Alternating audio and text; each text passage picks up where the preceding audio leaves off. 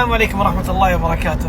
تصحيح وضع العمالة منزلية، سايق خاص عمل منزلي، هروب خلاص، دور كفيل جديد، ارفع طلب، وافق وانقل.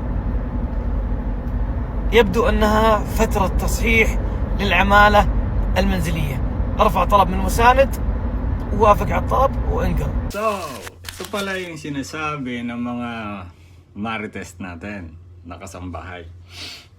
Wala na daw hurog, may amnesty daw. So, naniwala naman kayo. So, dahil Arabo ang nagsasalita at meron siyang pinapakitang infographics na halata naman hong edited, wala naman hong ganyang report ang MOI, ang Jawasat, lalo na ang Musanid. Ngayon lang ako nakakita ng infographics na may absconding Arabic na nakasulat doon na pinagtagpi-tagpi. Pakisabi sa kupal na Arabo na yan, kung gagawa ng fake news, ayusin naman. Tsaka gumamit ng tamang infographics, halatang peke. Sanay na sanay ka talagang niloloko, no? Harap-harapan ka ng niloloko, nagpapanawala ka pa. Kala ko matalino ang Pinoy.